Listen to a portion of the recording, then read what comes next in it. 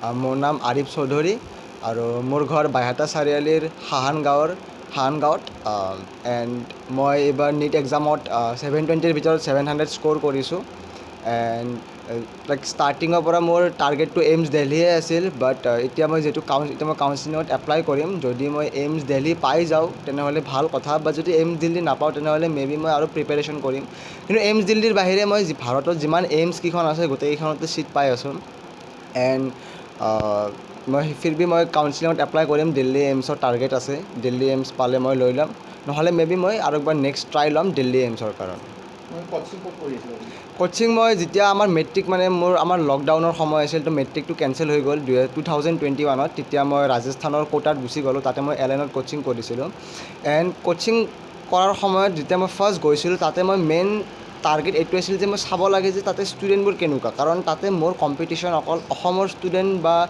কাষৰ ষ্টুডেণ্টবিলাকৰ লগত নহয় মোৰ অল অভাৰ ইণ্ডিয়াৰ ষ্টুডেণ্টৰ কম্পিটিশ্যন এণ্ড তাতে যোৱাৰ আগতে মই কেইটামান বস্তু ঘৰতে মই ৰিচাৰ্চ কৰি গৈছিলোঁ যে আমাৰ অসমৰ ষ্টুডেণ্টে কিয় নেশ্যনেল লেভেল এক্সামত চাहे IIT JEE এক্সামত হওক বা UPSC এক্সামত বা নিট এক্সামত কিয় টপাৰ নহয় চিলেকশ্যন হোৱাটো কিবা ডাঙৰ কথা নহয় মই ভাবোঁ বাট টপাৰ হোৱাটো মই ভাবোঁ যে এটা বহুত ডাঙৰ কথা হয় কাৰণ আমি যেতিয়াই টপাৰৰ কথা চাওঁ আমি সদায় দিল্লী ৰাজস্থান UP বিহাৰৰ ষ্টুডেণ্টক দেখা পাওঁ বাট আমি কেতিয়াও নৰ্থ ইষ্ট বা অসমৰ ষ্টুডেণ্টক টপাৰ দেখা নাপাওঁ তো সেইটো মই ৰিচাৰ্চ কৰিলোঁ যে কিয় এনেকুৱা হয় এণ্ড মই যোনটো মেইন ফেক্টৰ হৈছে সেইটো হৈছে আমাৰ ষ্টুডেণ্টৰ এটিটিউড আমাৰ অসমৰ যোনটো ষ্টুডেণ্টৰ এটিটিউড কেজুৱেল এটিটিউড যে আমি কিবাকৈ ছিটটো পালে হৈ যাব দে আৰু কিবাকৈ ক'ৰবাত ছিট পালে হৈ যাব সেই এটিটিউডৰ কাৰণে মেবি আমাৰ অসমৰ ষ্টুডেণ্টে কেতিয়াও টপাৰ হ'ব পৰা নাই কাৰণ মেহনত চবেই কৰে মেহনত বাহিৰৰ ষ্টুডেণ্টেও কৰে অসমৰ ষ্টুডেণ্টেও কৰে কিন্তু অসমৰ বাহিৰৰ ষ্টুডেণ্টে টপাৰ এইকাৰণে হয় কাৰণ তাহাঁতৰ এটিটিউডটো সেনেকুৱা যে আমি টপাৰ হ'ব লাগিব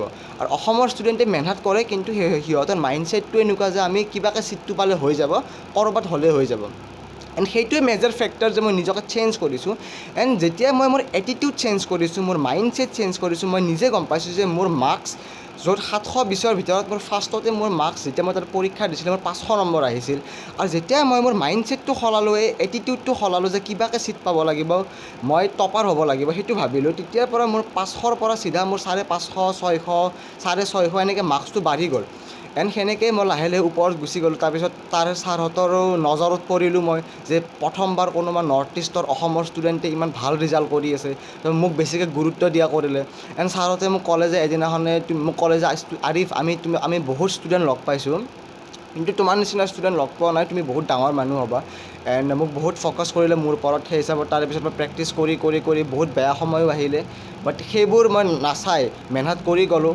তাৰেপিছত হায়াৰ ছেকেণ্ডেৰী এক্সাম দিলোঁ হায়াৰ ছেকেণ্ডেৰী এক্সামত মোৰ 99% আহিলে তাৰেপিছত নিট এক্সাম দিলোঁ এণ্ড নিট এক্সামত ওলাই অহাৰ পিছতো মই গম পাই গ'লোঁ যে মোৰ 700 মাৰ্কছ আহি যাব কাৰণ মই তাৰপিছত চেক কৰিছোঁ এনচাৰ কিট বাট কি হয় যদি মোৰ ডাউট হৈ আছিল কি মই দিল্লী এইমছ পাম নে নাপাম কাৰণ বেলেগ এইমছ মই পাই যাম আৰামছে পাই যাম ভাৰতত যিমান এইমছ আছে কিন্তু মই এতিয়া দিল্লী এইমছৰ কাৰণে কাউন্সিলিং কৰিম যদি পালোঁ লৈ ল'ম আৰু যদি দিল্লী এইমছ নাপাওঁ বেলেগ কেইখন এইমছত মই মেবি নলওঁ কাৰণ মই দিল্লী এইমছৰ কাৰণে নেক্সট আকৌ প্ৰিপেৰেশ্যনে কৰিম এই ক্ষেত্ৰত তোমাক ঘৰৰ পৰিয়ালে কোনে বেছি উৎসাহ দি গৈছে আমাৰ গোটেই ঘৰৰ মানুহে বহুত ছাপোৰ্ট কৰিছে তাহাঁতৰ বিনাতো মই কৰিব নোৱাৰিলোঁ এণ্ড অফক'ৰ্ছ আমাৰ গাঁৱৰ মানুহবিলাকেও বহুত ছাপোৰ্ট কৰিছে এণ্ড আমাৰ ৰিলেটিভছৰ মানুহ চবেই আৰু মোৰ স্পেচিয়েলি মোৰ তাৰে ৰাজস্থানৰ মোৰ যিমান টিচাৰ্ছবিলাক আছিল আৰু বাহিৰৰ মোৰ যিমান ফ্ৰেণ্ডছবোৰ আছিল চবেই ছাপোৰ্ট কৰিছে মোক তলত নুমাই দিয়া কোনো নাছিল অনুভৱ কেনেকুৱা মনোভাৱ এতিয়া চবৰে হিচাপততো চবৰে ভাল লাগিছে মোৰো ভাল লাগিছে কিন্তু মোৰ যোনটো টাৰ্গেট হয় বেলেগৰ নজৰত মই বহুত ডাঙৰ কৰিছোঁ কি তই 720ৰ ভিতৰত 700 নম্বৰ পাইছা বাট মোৰ নজৰত মই ইমান ছেটিছফাইড নহয় কাৰণ মোৰ টাৰ্গেট আছিল দিল্লী এইমছ আৰু সেইটো এতিয়া অলপমান চান্সটো কম সেইকাৰণে মই দিল্লী এইমছৰ কাৰণে টাৰ্গেট কৰি আছোঁ যি হয় দেখা যাব সেইটো কিন্তু বেলেগ এইমছ কেইখন পাই আছোঁ মই চব কি ক'বা তুমি ভৱিষ্যতে কেনেকুৱাকৈ যাব বিচাৰোঁ একচুৱেলি মোৰ দিল্লী এইমছৰ কাৰণে এইকাৰণে টাৰ্গেট কাৰণ মোৰ অকল ডক্টৰ হোৱাটো সপোন নহয় যেনেকৈ ডক্টৰ APJ আব্দুল কালামে এজন ইঞ্জিনিয়াৰো আছিল এৰ'স্পেচ ইঞ্জিনিয়াৰো আছিল আৰু এজন ৰকেট চাইণ্টিষ্টো আছিল তেনেকৈ মোৰ এজন ডক্টৰৰ লগত এজন মেডিকেল চাইণ্টিষ্ট হোৱাৰ ইচ্ছা তো সেইকাৰণে এইমছ দিল্লীত ৰিচাৰ্চ ফেচিলিটিটো বহুত ভাল তাতে চাইণ্টিষ্ট লাইনত যোৱাটো বহুত ইজি কৰি দিয়ে সিহঁতে হেল্প কৰি দিয়ে তো সেইকাৰণে মোৰ দিল্লী এইমছত যোৱা প্ৰেফাৰেঞ্চটো ফাৰ্ষ্ট তো মোৰ এজন নিউৰ' ছাৰ্জনৰ লগত মোৰ এজন মেডিকেল চাইণ্টিষ্ট হোৱা বহুত ইচ্ছা হয় তোমাৰ দেউতাৰ নাম কি আছিল আবুল হক চৌধুৰী মাৰ নাম মঞ্জু আৰা বেগম ঠিক আছে ধন্যবাদ ৰাখিলোঁ। ঠিক আছে। ৰিজাল্ট কৰিলে আপোনাৰ কেনেকুৱা লাগিছে এইটো কেনেকুৱা অনুভৱ? হয়, মই খুব গৌৰৱান্বিত হৈছোঁ আৰু মই বহুত উৎসাহিত হৈছোঁ, বহুত আৱেগিক হৈছোঁ। ল'ৰাই যিটো কষ্ট কৰি যিটো ফল দিছে, এবাৰ পৰীক্ষা দি তাৰ বহুত ঘাত সংঘাত আগতে গৈছে। বেমাৰ হৈছিল বহুত, টাইফইড হৈছিল, জণ্ডিছ হৈছিল, প্ৰথমবাৰ দিব নোৱাৰিলে। তাৰপিছত সি হাই ছেকেণ্ডাৰীও ভাল ৰিজাল্টে কৰিলে, কিন্তু নীট এক্সামৰ প্ৰথমবাৰ দিয়ে সি 700 নম্বৰ আনিছে। আমাৰ কাৰণে খুবেই মানে আনন্দিত।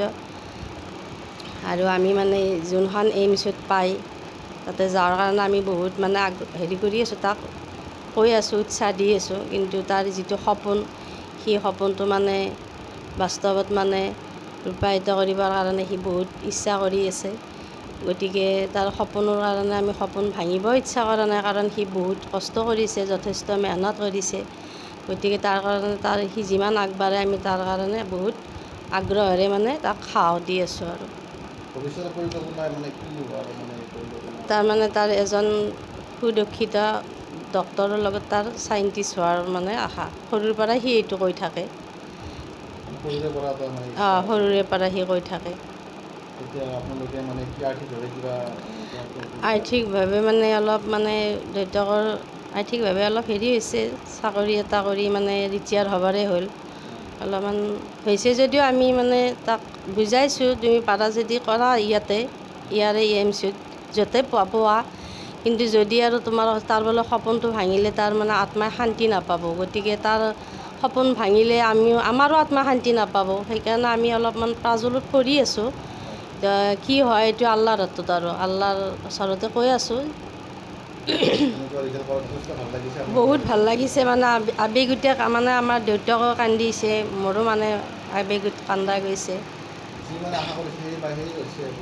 এনেই 720ৰে আশা কৰিছিলোঁ, কিন্তু সি একমাহ আগৰ পৰাই পঢ়িব পৰা নাই। তাৰমানে কাঢ়ি বুকুৰ বিষ হৈছিল। একমাহ আগত সি কোটাৰ পৰাই গুচি আহিল। তাৰপিছত দিল্লীত তাৰ চেণ্টাৰ আছিল, তাৰ লগত ময়ো গ'লোঁ পৰীক্ষা দিবা। তাৰপিছত সি দিল্লীত পৰীক্ষাটো দি আহিল।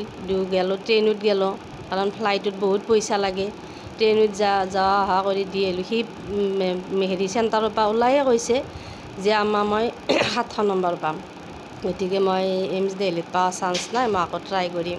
মই কৈছোঁ হ'ব দে বাবা, হ'ব, এবাৰ নোৱাৰা 10 বাৰ দিবা। মই সেনেকৈ উৎসাহ দি তাক লৈ আহিছোঁ তাৰ পৰা। এতিয়া আমি এটা ৰুম দিছোঁ তাক, ৱাইফাই থকা ৰুম, ঘৰত নেট নাপায়, তাক পঢ়ি থাকিবই দিছোঁ এনেকুৱা।